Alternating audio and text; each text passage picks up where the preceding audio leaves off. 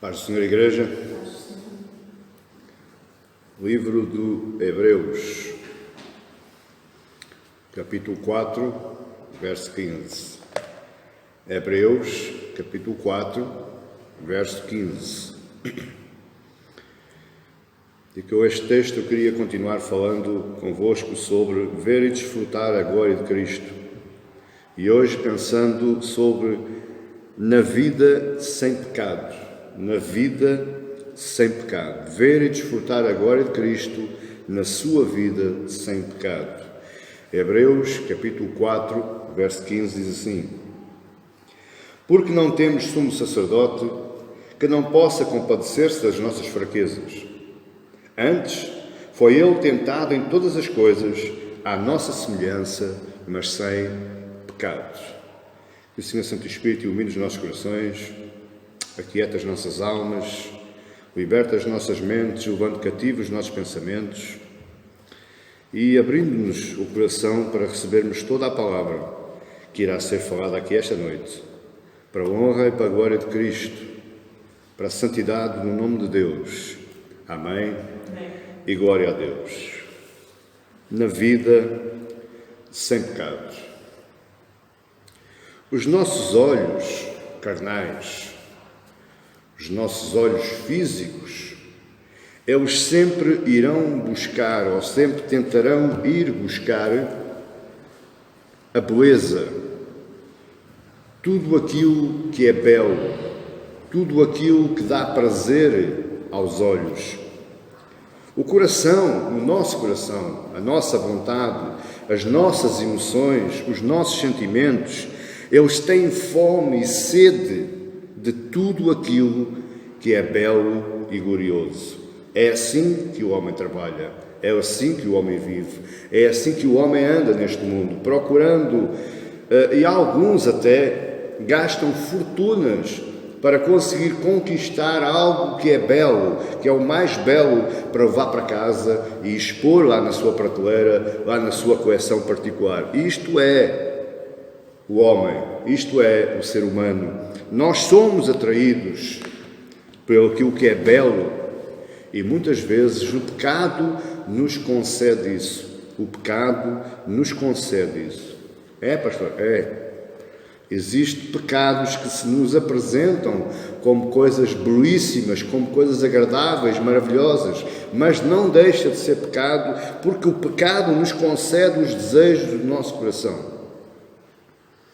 As coisas da vida têm o condão de nos atrair para as coisas belas e apetecíveis. Quem não gostaria hoje de estar numa praia lá nas Caraíbas? Porquê? Porque é uma areia bela, é uma água transparente, é uma água bela. Nós já sentimos-nos atraídos, embora pensemos que será bom, possivelmente chegamos lá e não gostamos, mas nós sentimos atraídos. Porquê? Porque os nossos olhos veem que aquilo é belo. E a vida se apresenta assim perante nós, porque sabe como trabalha o nosso coração. E Paulo nos explica isso. Paulo, além de conhecer o que é o ser humano, conhecer o que é a vontade humana, ele vai nos conduzir agora para uma outra beleza. Mas essa beleza nem sempre nos seduz, essa beleza nem sempre nos atrai, essa beleza nem sempre nos alcança. Colossenses 3:1 diz: Portanto, se fostes ressuscitados juntamente com Cristo, buscai as coisas lá do alto. O que Paulo está dizendo é: se tu foste ressuscitado com Cristo, deixa de buscar as coisas belas deste mundo, busca as coisas belas do alto, onde Cristo vive, assentado à direita de Deus. Pensai nas coisas do lado alto, não nas coisas que são aqui da terra. Porque morrestes, e a vossa vida está oculta juntamente com Cristo em Deus. Quando Cristo, que é a vossa vida, se manifestar, então vós também sereis manifestados com Ele em glória. E eu quero dizer hoje à Igreja, este deveria ser o nosso único encanto. Este devia ser o único encanto pelo qual nos deveríamos apaixonar. Este deveria ser o último encanto pelo qual nós deveríamos investir toda a nossa vida, porque nós já morremos para esta terra, nós já morremos para este mundo, mas ainda continuamos buscando os prazeres deste mundo. Esquecemos-nos que um dia todas estas coisas belas que nós vemos, isto vai acabar. Isto vai acabar. Ninguém pensa assim, mas vai. Então pensemos nas coisas do alto, vivamos as coisas do alto, busquemos as coisas do alto. E o que é isso, as coisas do alto? É a glória de Cristo. A glória de Cristo nos devia impactar, a glória de Cristo nos devia apaixonar, a glória de Cristo nos devia tirar do sério.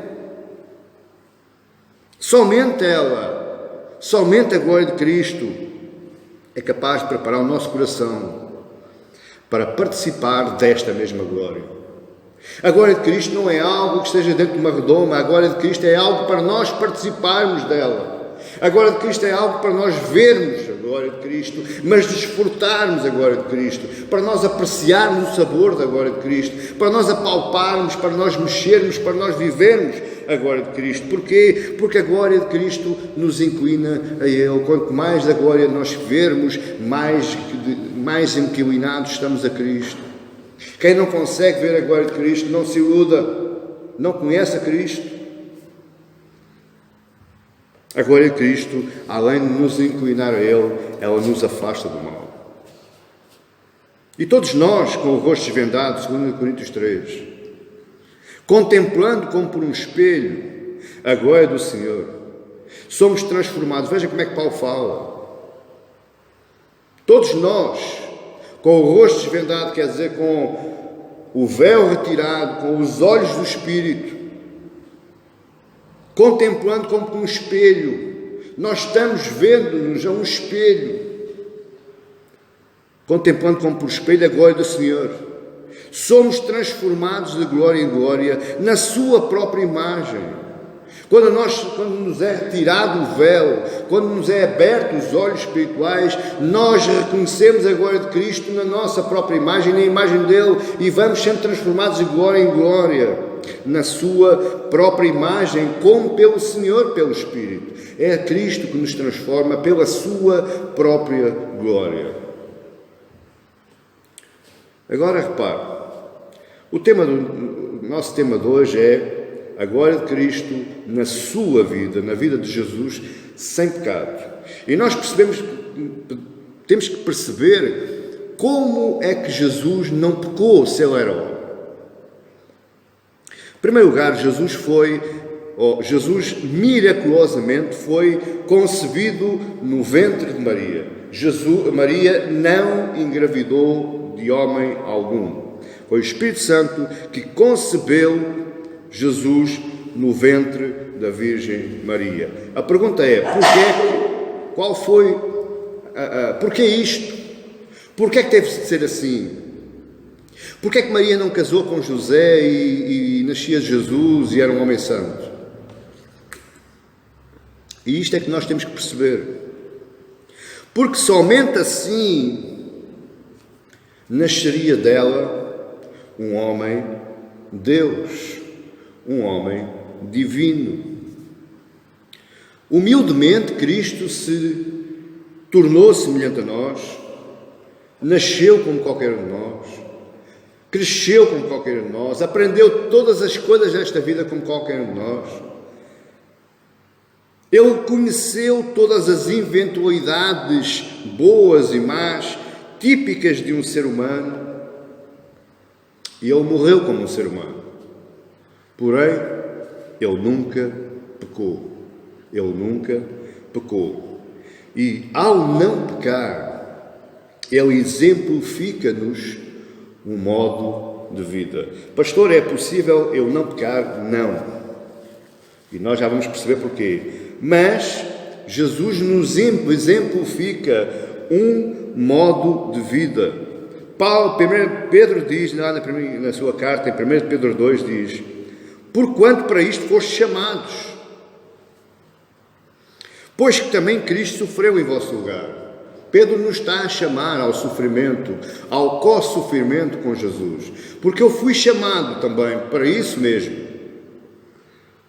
deixando-vos exemplo para seguirdes os seus passos. Apenas aqueles que já sofreram alguma coisa adversa na vida, apenas aqueles que já passaram pelas portas do sofrimento, conseguem e têm autoridade para animar alguém. Ninguém que nunca tivesse sofrido, que eu não acredito, mas ninguém que nunca tivesse sofrido pode dizer a alguém: tem ânimo, alegra-te, encoraja-te, segue em frente. Ninguém. E Jesus nos diz: tem ânimo, porque Ele sofreu aquilo que nós sofremos, as mesmas coisas, teve as mesmas necessidades. E nesta linha de pensamento, nesta linha do exemplo de Cristo, o autor de Hebreus nos vai a encorajar a quê? A orar. Porque é através da oração que nós nos animamos.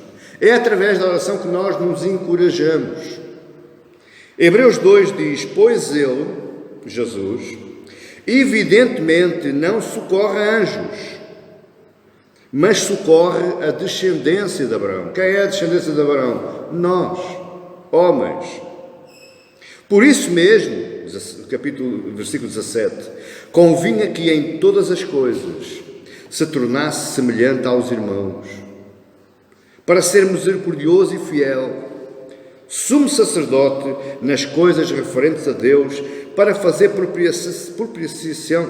propiciação pelos pecados do povo. Veja que no verso 17, o autor de Hebreus diz: convinha que em todas as coisas ele se tornasse semelhante a nós.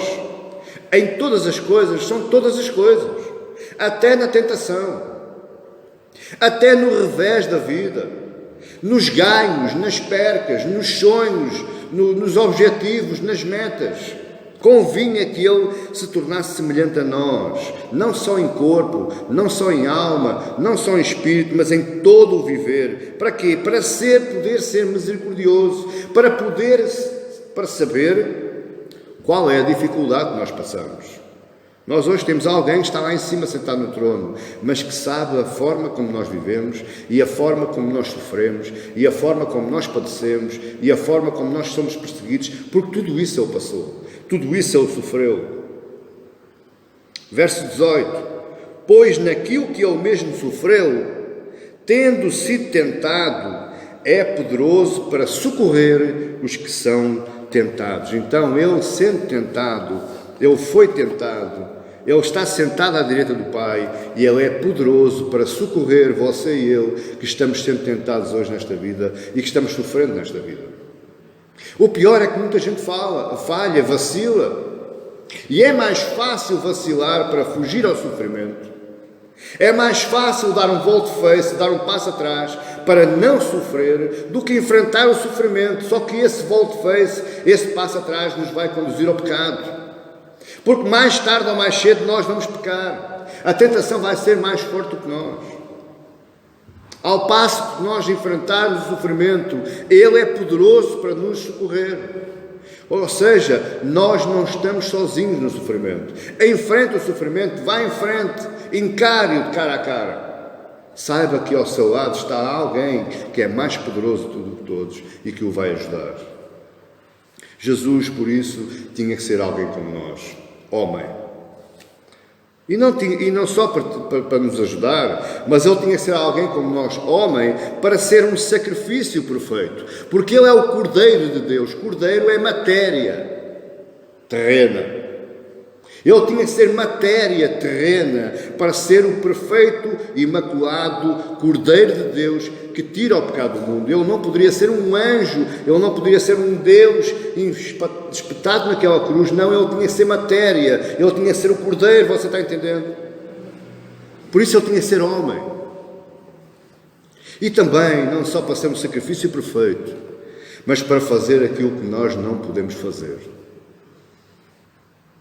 que é não pecar. Não pecar.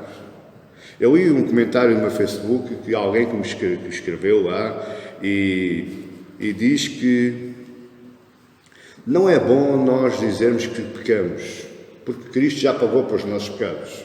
Ora, 1 João 1 diz que aquele que diz que não peca chama Deus de mentiroso. E eu não me atrevo a chamar Deus de mentiroso. Eu peco sim. Eu sou fraco sim. Eu sou frágil sim. Mas eu sei que alguém que foi semelhante a mim, que é Deus, sofreu tudo isso para que eu não me melindrasse, para que eu não me amedrontasse, para que eu não entrasse em amarguras, porque existe muito crente que quando peca entra em amargura. Porquê? Porque pensa que já perdeu a salvação. Não perdeu. Existe uma hipótese, o livro do Apocalipse, nas 7 cartas, Jesus vai dizer várias vezes: arrepende-te e eu te darei a coroa da vida. Arrepende-te e eu te darei a comer o maná do céu. Arrepende-te e eu te darei um novo nome escrito numa pedrinha branca. Por isso há uma hipótese para o crente, há uma hipótese para o cristão, é o arrependimento. Sem arrependimento ninguém pode ver a Deus. Ninguém. A humanidade de Cristo era por isso, e eu tenho que falar na humanidade de Cristo para depois ir falar no pecado. A humanidade era por isso indispensável à nossa salvação. Se Ele não fosse homem, nós não poderíamos ser salvos. E não só indispensável para a nossa salvação, mas para ser socorro bem presente na hora da angústia, como diz o Salmo 46, verso 1. Deus é o nosso refúgio e fortaleza, socorro bem presente nas tribulações. Só o é assim porque Ele é homem como nós. Só o é assim porque Ele é o primogênito de uma nação, que é a nação de Deus, a nação que se chama pelo nome de Deus. Por isso, minha amada igreja, se encoraje, se levante com a glória da humanidade de Cristo. Eu não vou alongar mais sobre a humanidade de Cristo, porque já estudámos isso, já falámos sobre isso. Mas se encoraje com esta glória. Se encoraje sabendo que Ele é homem como você. Se encoraje sabendo que Ele já sofreu como você. Sinta coragem sabendo que Ele já padeceu como você, já riu como você, já chorou como você, teve fome, teve frio, teve sede como você. Se encoraje com a glória da humanidade de Cristo. Qual é então, agora sim, a importância de eu saber a impecabilidade de Cristo? Qual é essa realidade e qual é a importância disto? Qual é a importância da sua vida sem pecado? O que é que isso vai afetar em mim? O que é que isso vai me transformar? O que é que isso vai me trazer de novo? Se ele não pecou, glória a Deus que ele não pecou, mas o que é que isso me afeta a mim hoje? Entendamos algo muito importante que é fator de confusão para a cabeça de muitos teólogos, ou supostos teólogos, supostos experts na Bíblia.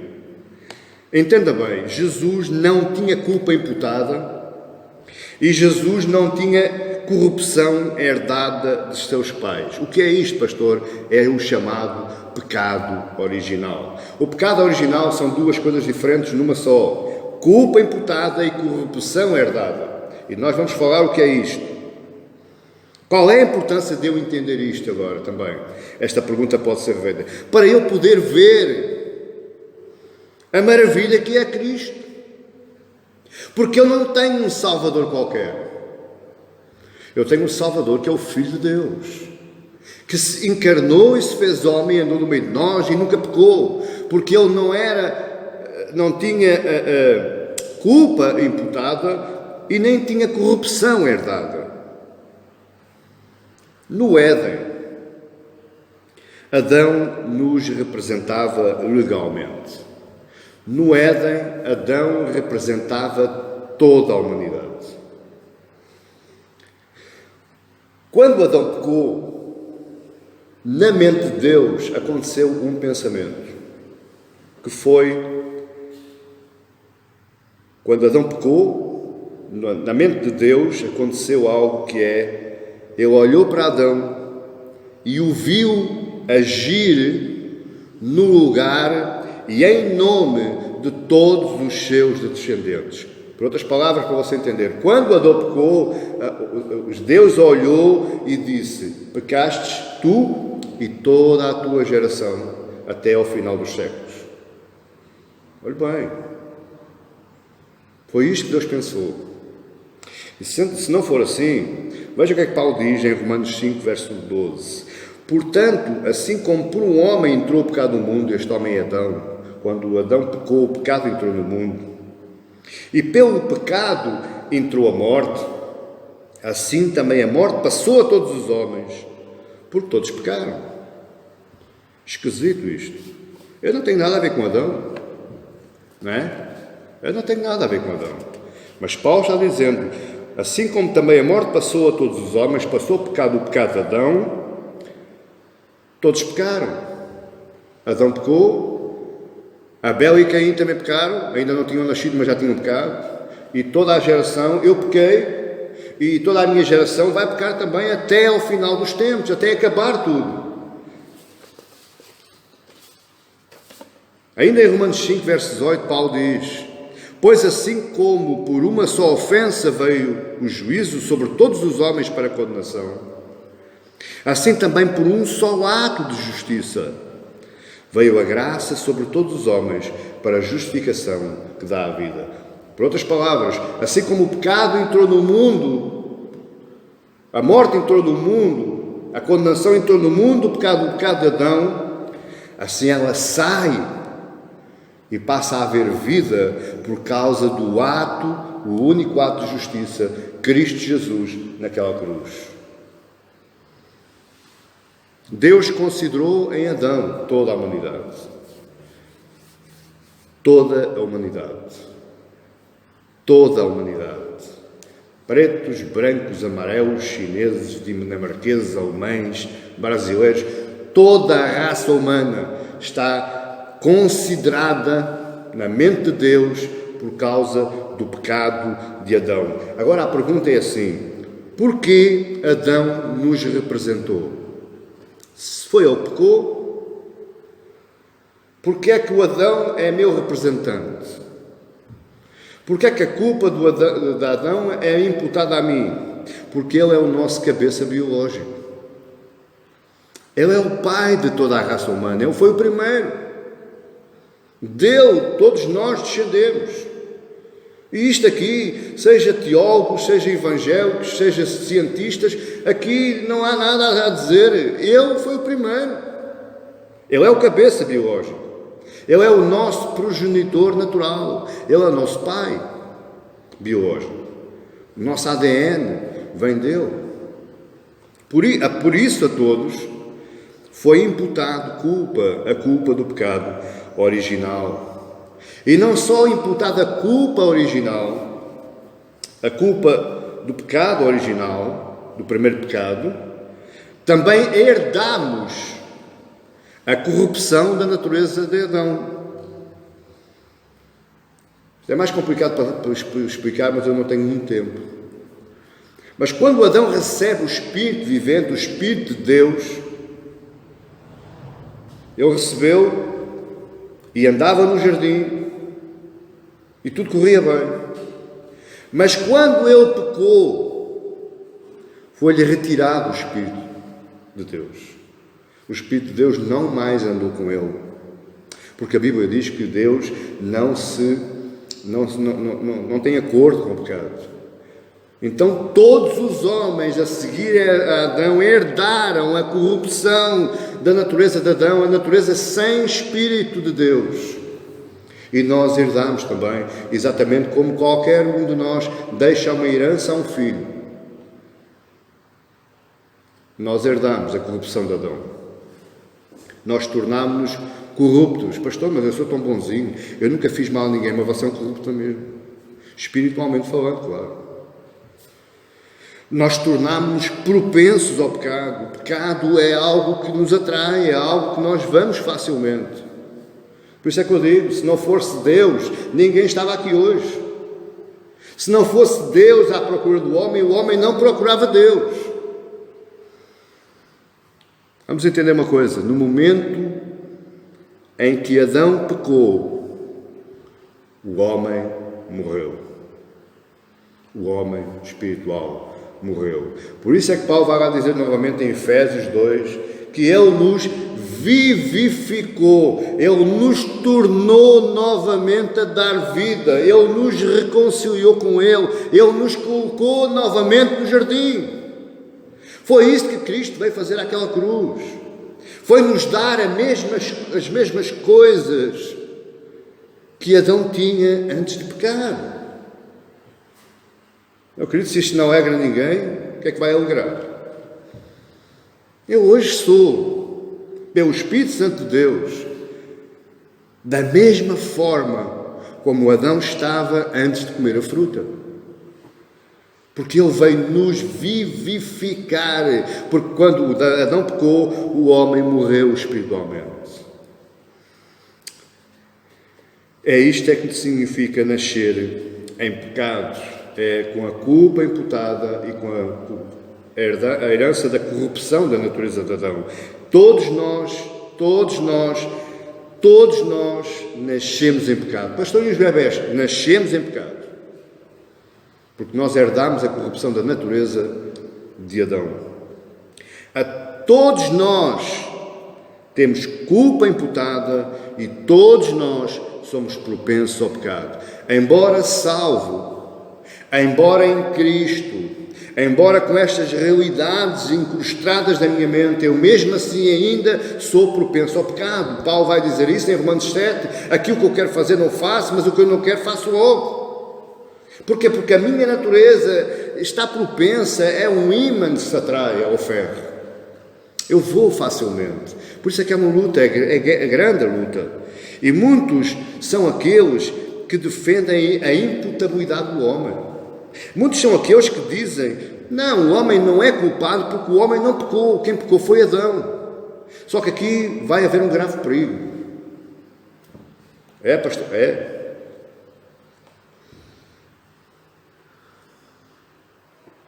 Eu vou dividir em 50%.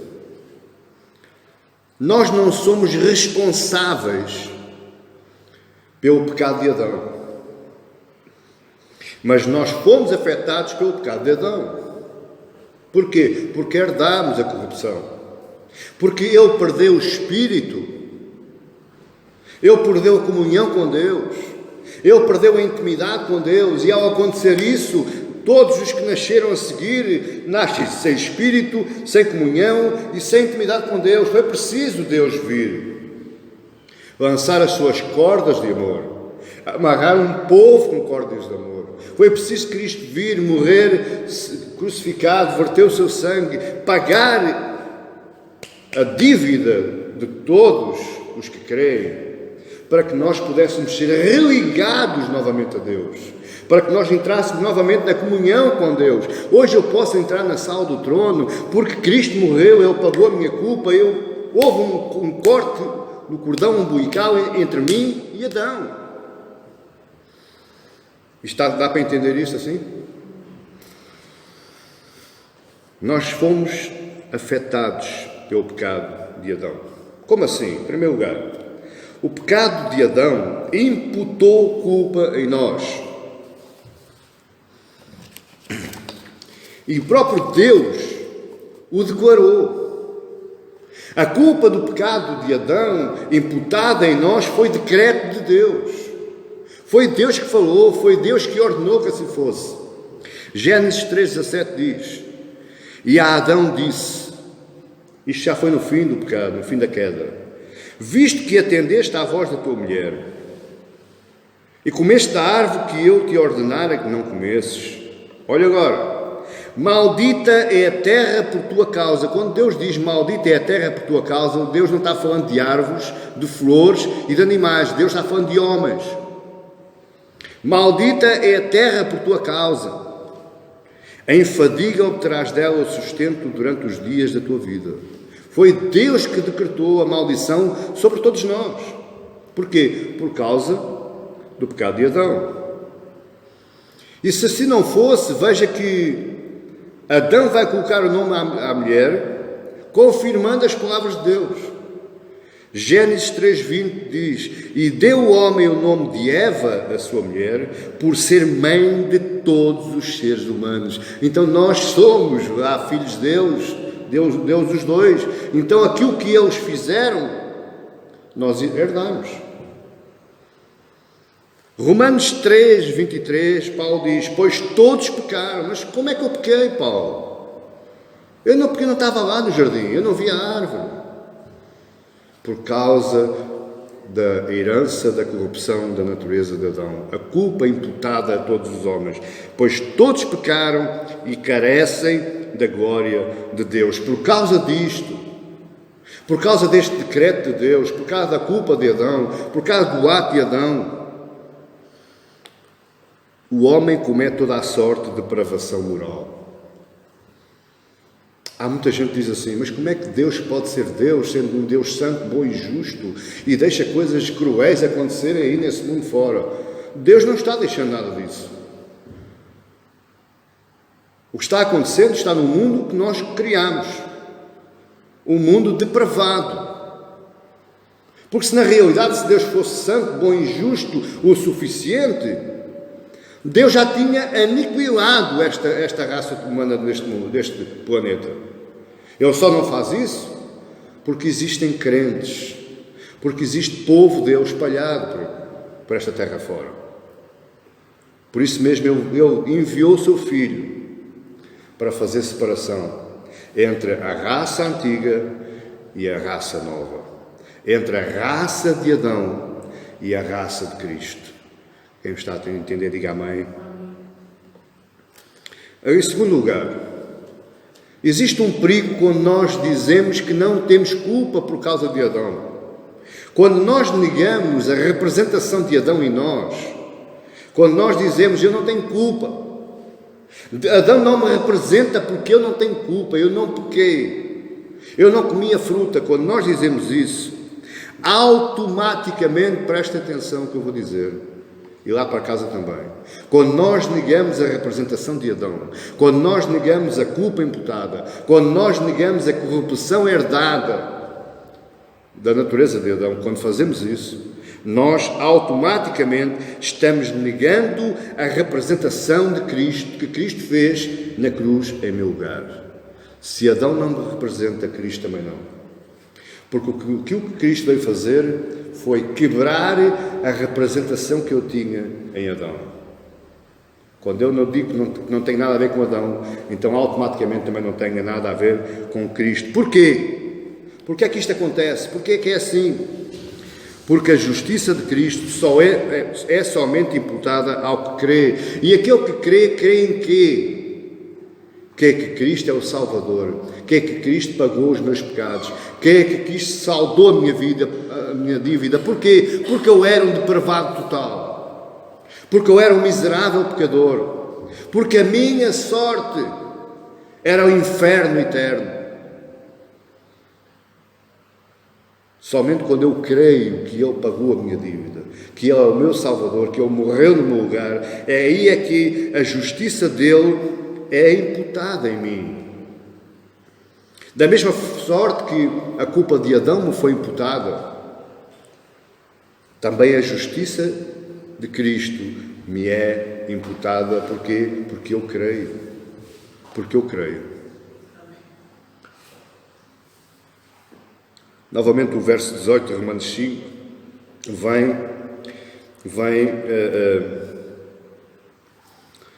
vem complementar isto, porque se eu nego a minha culpa, se eu digo que não sou culpado, então não posso usufruir justiça.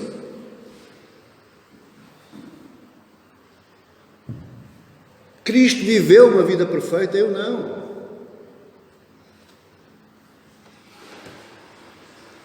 E porque eu não vivo uma vida perfeita, eu não consigo ser justo. Mas Ele foi.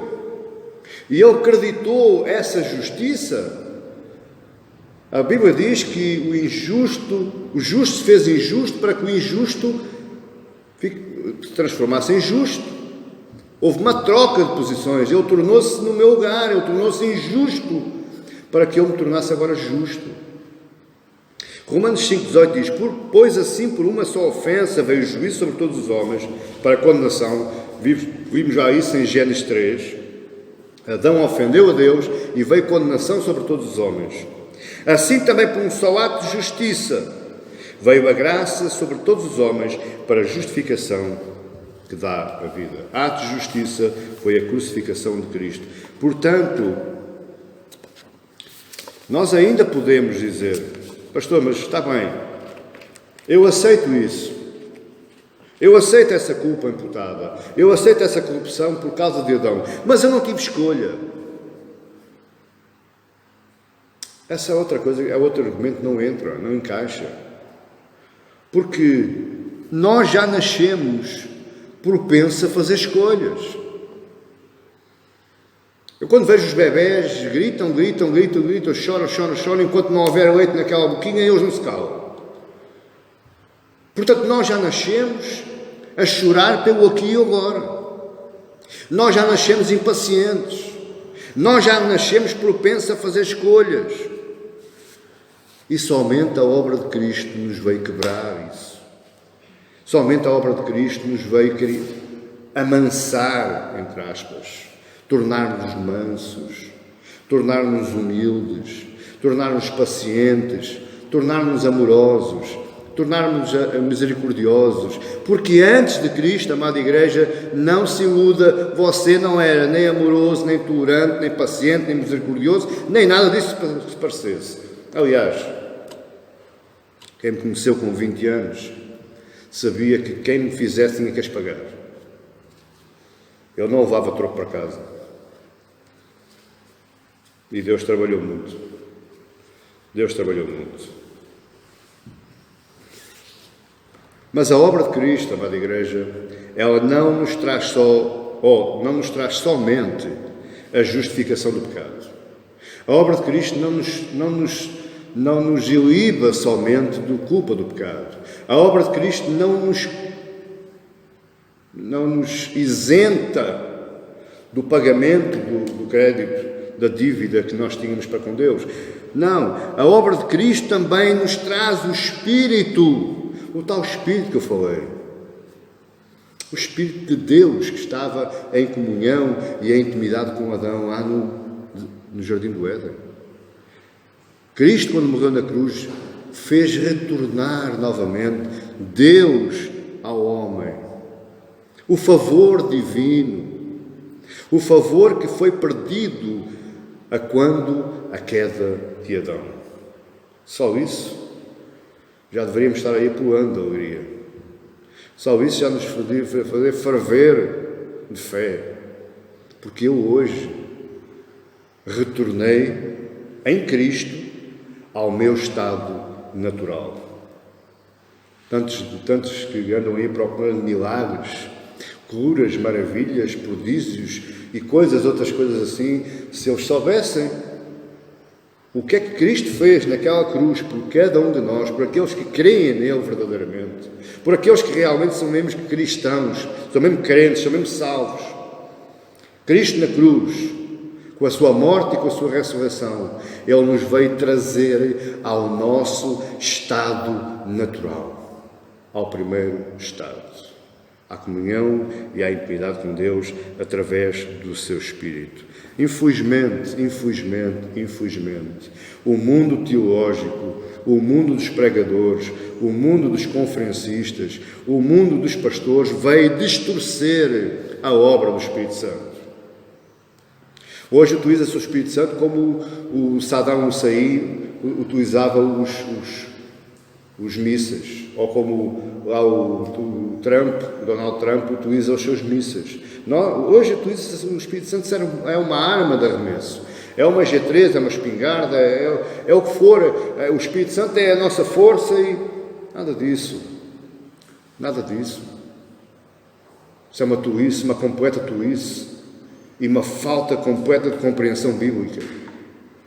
O que o Espírito Santo veio fazer quando Jesus enviou o seu Espírito foi nos retornar, foi nos resgatar e nos colocar no nosso lugar natural, no jardim, na comunhão, na intimidade com Deus. Foi isso que o Espírito veio fazer, é isso que o Espírito Santo faz. Agora, existe aqui um problema que muitos fazem, né? Perguntam, fazem questões, mas a Bíblia também não nos informa muito. E quando a Bíblia não nos informa muito, nós devemos ficarmos só para aquilo que sabemos. Mas bom, se aquilo que eu disse até agora, se o homem herda a culpa do pecado e a corrupção de Adão, se o homem à nascença herda a culpa do pecado e a corrupção do Adão, como foi possível Jesus nascer no ventre de Maria e não nascer pecaminoso? Maria era herdeira do pecado original como nós.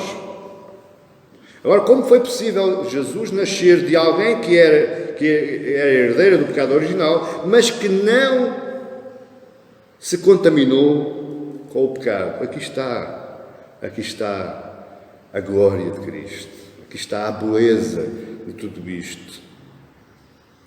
A impecabilidade de Jesus não pode ser derivada apenas da concepção virginal, ou seja, a impecabilidade de Jesus, nós não podemos dizer que Jesus não teve pecado apenas porque ele foi concebido pelo Espírito Santo.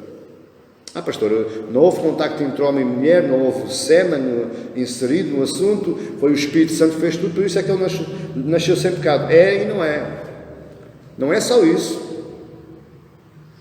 Porque a impecabilidade de Jesus dentro do ventre da Virgem Maria foi a mesma forma que a maldição entrou na terra, foi por decreto de Deus. Foi ordem de Deus. Assim como Deus disse, maldita é a terra por tua causa, também Deus falou, tu não pecas.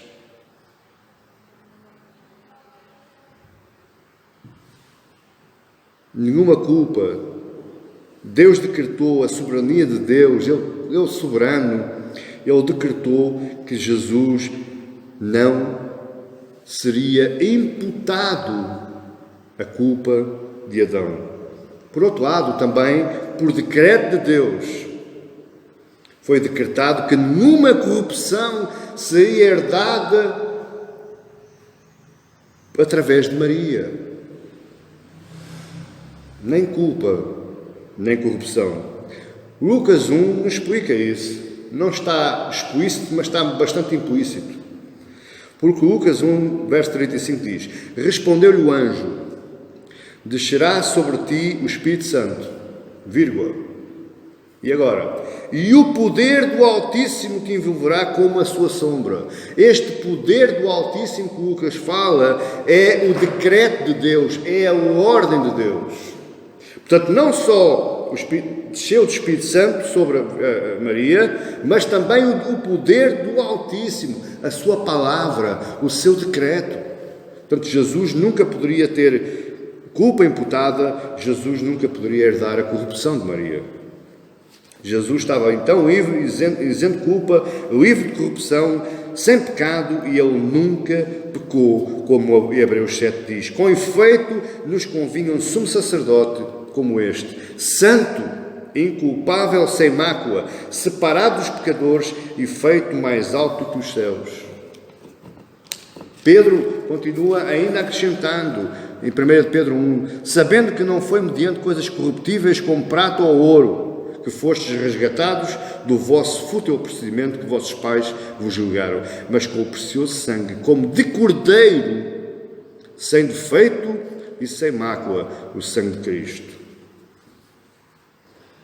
Entendeu agora? Jesus nasceu sem culpa e sem corrupção por decreto de Deus. Mas agora é o seguinte, isto está claro, sim ou não? Está claro. Até aqui nós já percebemos. Mas existe aqui uma pergunta. Ainda assim, Jesus poderia ter pecado? Ele viveu nesta terra. Ele conheceu todas as vicissitudes da terra, todos os prazeres e desprazeres da terra. Ele poderia ter pecado? Não. Além de plenamente humano, ele era também plenamente divino. E essa segunda natureza protegeu a primeira natureza. Tiago 1, verso 13 diz: ninguém ao ser tentado diga, sou tentado por Deus, porque Deus não pode ser tentado pelo mal, e Ele mesmo a ninguém tenta. Deus não pode ser tentado. Deus não cede ao pecado. Deus não se coaduna com o pecado. Então a natureza humana de Cristo somente, ele pecaria sim, mas a natureza divina protegeu o decreto de Deus. Ele nunca pecará, porque Ele é o meu Cordeiro que tira o pecado do mundo. Esse Cordeiro tem que ser sem mácula, sem defeito e sem pecado.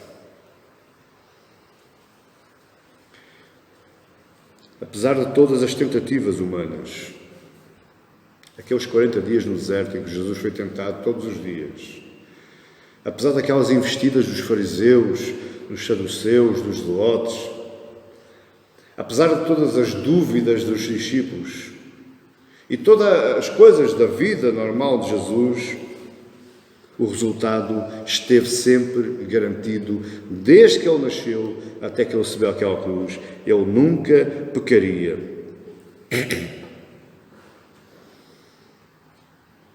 A decisão de Cristo em não pecar prende-se ao facto de ele também ser plenamente Deus. Este é dos mais belos dilemas misteriosos da Bíblia. Como é isso, pastor? Não sei, meu querido. Não sei, minha querida. Sei que é assim. Jesus não pecou, porque ele era também 100% Deus.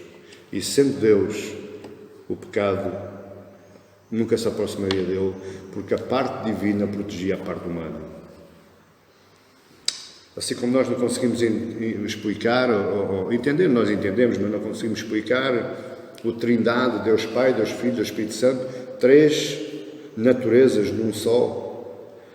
Nós não conseguimos, um dia iremos entender isso, mas hoje não. Então devemos nos ficar só por aquilo que nós percebemos ou por aquilo que nos é revelado e iluminado pelo Espírito Santo aos nossos corações. Mas, independentemente disso, nós entendemos ou não entendemos, esta é a maravilha da gloriosa vida de Jesus, sem pecado. E isto deve-nos exaltar. Isto deve-nos fazer pular de alegria, porque ele era homem, mas era Deus, e por ser Deus, ele não pecou. E porque ele não pecou, eu hoje posso dar graças a Deus que eu estou sentado à sua direita, juntamente com ele, lá. Hoje já estou lá. Porque eu hoje já posso usufruir de toda a sorte de bênção celestial em Cristo Jesus. Em Cristo eu já lá estou. Porque é Ele agora que me representa. Não mais Adão, agora é Cristo vitorioso. Entendeu? Entendeu, igreja? Mas o mais importante ainda é que existe aqui outro mistério.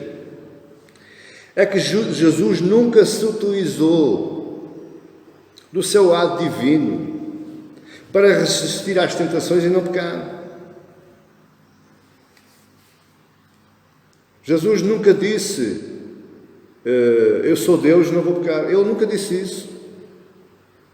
Ele trabalhou toda a sua vida terrena em função do Espírito do Pai, em função da sua parte divina, claro, mas ele trabalhou toda a sua vida terrena como um homem.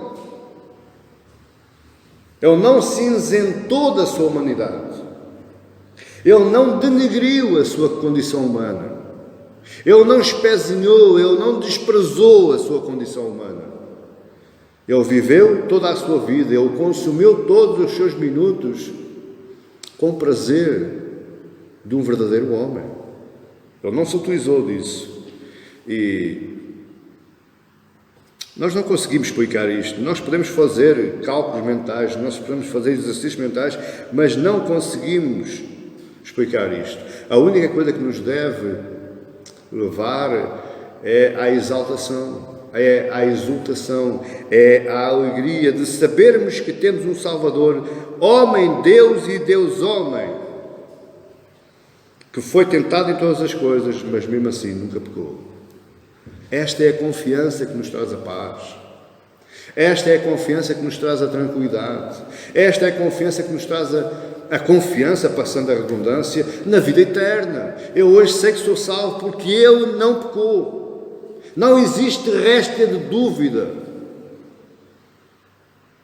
Porque muita gente, se Jesus pecou só um pequenininho, quando for o dia do juízo final, Jesus vai ser julgado também. Não, isso nunca vai acontecer. Porque Ele nunca pecou. E Ele agora me representa a mim diante de Deus o Pai. A sua falta de pecado compensa o meu pecado. Dá para entender isto? Isto é a maravilha da vida de Jesus sem pecado.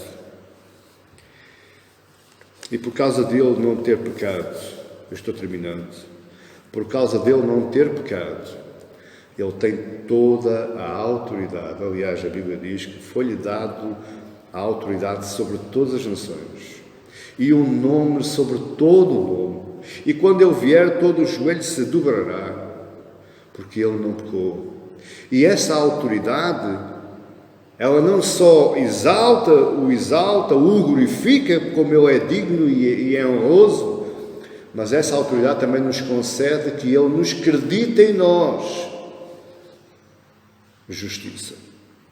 Não percebi, pastor, vou explicar. Quando nós hoje pecamos, infelizmente ainda pecamos, um dia não pecaremos mais, mas infelizmente hoje ainda pecamos. Mas quando nós pecamos e nos arrependemos, ele vai à presença do Pai e o Pai não vê pecado, o Pai vê o sangue dele. Porque ele diz: Pai, eu paguei. É o meu sangue que está aí para pagar a dívida. Ele está selado com o meu sangue. Eu agora sou representante dele. Ele hoje é meu irmão. Entende? Essa autoridade lhe foi dada porque ele nunca pecou. Queria terminar fazendo a pergunta que vocês estão fazendo. Porque, na verdade, isto foi mais quase uma aula teológica. Nós falámos de cristologia e nós falámos da doutrina da divindade e da humanidade de Cristo e da impecabilidade de Cristo. A pergunta é: porquê é que há tanta teologia? Porquê é que eu preciso ouvir isso tudo? Porquê é que eu preciso saber isso tudo? Aliás, você devia saber isto. Uma das coisas que você devia saber era isto. Você hoje só é salvo porque ele não pecou. Isso devia estar presente nas nossas mentes. E isso devia ser a maior das nossas alegrias face às nossas grandes tristezas. Porquê tanta teologia? Eu respondo claramente. Como você é homem, você tem uma coluna dorsal. É chamada coluna vertebral. Essa coluna vertebral não serve para enfeitar o seu corpo. Essa coluna vertebral serve para suportar o peso de todo o seu corpo. E assim como a coluna dorsal precisa de substâncias específicas para a manter forte o suficiente para suportar todo o peso do seu corpo, assim também a nossa alma precisa destas substâncias, destes ensinamentos, para poder suportar a nossa vida espiritual de um modo saudável.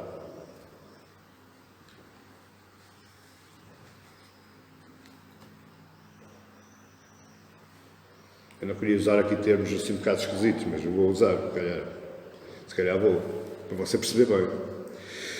Se a sua coluna vertebral não for saudável, se ela não contiver aquelas substâncias naturais que a mantém saudável, mantém firme para suportar o seu corpo. Você vai começar a criar hérnias discais, você vai ficar corcunda, você vai ficar marreco, você vai ficar dobrado, muitas vezes perde a força, não consegue andar. Então, da mesma forma como a coluna vertebral, a coluna dorsal fica assim, defeituosa, doente, também a nossa alma, se não tiver teologia, se não tiver conhecimento bíblico, ela também vai perder a força, vai ficar doente, vai ficar frágil. E a nossa vida espiritual deixa de ser saudável. É por causa disso que existe tanto religioso. É por causa disso que existe tanto inculto espiritualmente, inculto em questões da Bíblia. É por causa disto é que os cultos fora da teologia, fora da palavra, ela traz doença à alma e a vida espiritual das pessoas, ela vai abaixo. É por causa disso, amada igreja, que existe mágoas, existe ressentimentos, existe abandono, existe apostasia, existe falta de fé. É porque a coluna dorsal da nossa alma não está forte o suficiente para suportar a nossa vida espiritual. Por isso nós precisamos de teologia. Por isso nós precisamos de palavra. São estas verdades que dão robustez à nossa fé. Eu já disse aquilo muitas vezes e vou dizer novamente para se enquadrar, para você perceber o que é que eu estou falando. Só existem dois tipos de fé: fé objetiva e fé subjetiva. A fé subjetiva é aquela sementinha de fé que Deus coloca no nosso coração quando nós nos rendemos a Cristo, quando nós acreditamos em Cristo, quando nós entregamos a sua vida, a nossa vida a Cristo. Deus imputa, coloca, semeia em nós um grãozinho de fé, chama-se a fé subjetiva. Esse grãozinho depois vai crescendo com o mover do Espírito Santo. Mas existe a fé objetiva, e como a palavra diz, é uma fé exterior a nós, não está cá dentro, está exterior a nós. Como é que eu adquiro essa fé? Pelo meu conhecimento, por ouvir palavra ungida, por ouvir pregações ungidas, por estudar teologia, por ler a minha Bíblia, por orar, por ver os meus irmãos, por acompanhar a vida dos meus irmãos. A minha fé vai crescendo. Essa é a fé objetiva. E é essa fé que eu preciso manter saudável. Porque se essa fé falhar, a outra que está cá dentro, ela vai falhar também. Se a minha fé objetiva não se mantiver saudável, forte o suficiente para suportar toda a minha vida espiritual, eu vou cair. Eu vou chorar. Eu vou me amargurar.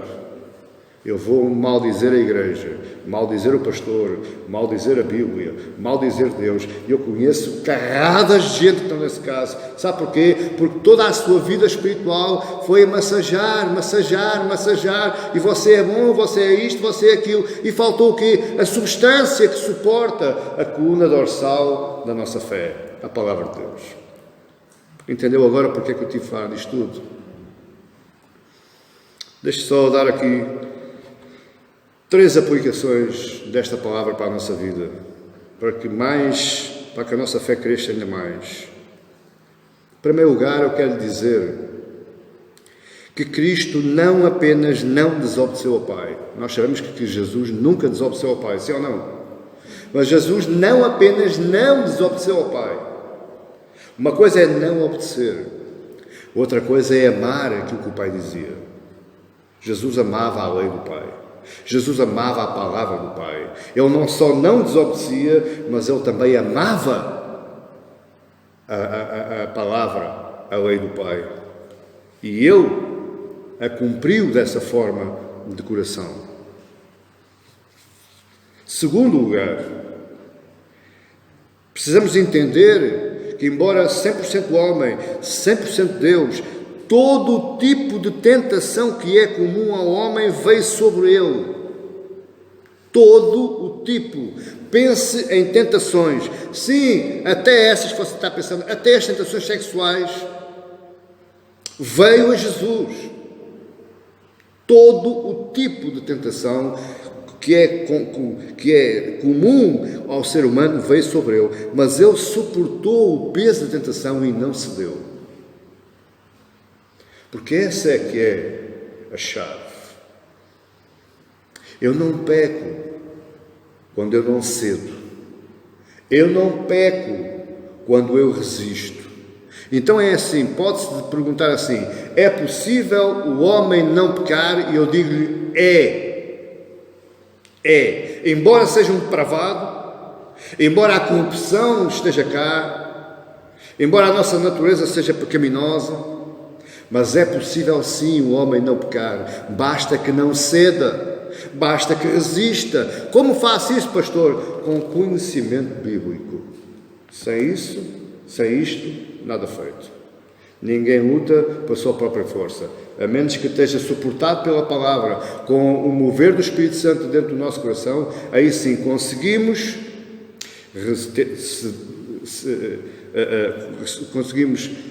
suportar a tentação, não ceder e resistir. Terceiro lugar, a impecabilidade de Jesus era necessária para a nossa salvação. Ele não poderia ser um homem qualquer. Ele tinha que ser um homem-Deus e um Deus-homem. Porque se não fosse assim, nós nunca poderíamos ser salvos. Eu estou cansado de dizer, para quem não me entendeu ainda, eu vou explicar novamente. Se Jesus não fosse Deus, o único efeito naquela cruz seria somente para Ele. No mínimo. Poderia-se ter sacrificado na cruz, mas somente salvaria a alma dele. Também nenhum Deus poderia ser sacrificado na cruz, para já que os deuses não morrem, Deus não morre, não é? Mas nenhum Deus podia ser sacrificado na cruz, porque tinha que ser um cordeiro, um homem, fruto da terra, um cordeiro sem defeito e sem mácula. Daí a maravilha disto tudo. Um Deus que ia ressuscitar, mas um homem que morreu e que se sacrificou ao próprio Deus que era Ele. Dá para entender isto? Não dá para não? Mas ficamos por aqui. Por isso nós devemos alegrar neste Cristo. Nós devemos alegrar neste que é o nosso Senhor e o nosso Salvador. Nós devemos alegrar em todo este conhecimento, para sabermos que nós não adoramos a um Deus qualquer como os outros. Nós adoramos a um Cristo, que é o Cordeiro de Deus, que tira o pecado do mundo. Amém? Rogo a Deus que esta palavra tenha entrado nos nossos corações, tenha trazido conhecimento aos nossos corações, tenha trazido robustez à nossa coluna dorsal da nossa fé. Que nós hoje possamos estar mais firmes, mais fortes, mais coerentes, mais consistentes em tudo aquilo que a Bíblia diz em relação a nós. Porque foi isto tudo que a vida de Jesus sem pecado nos vem trazer. E esta é a glória dessa mesma vida que nós devemos ver e devemos desfrutar e devemos nos alegrar. Amém, igreja? Que Deus vos abençoe, em nome de Jesus, e até uma próxima, se Deus quiser.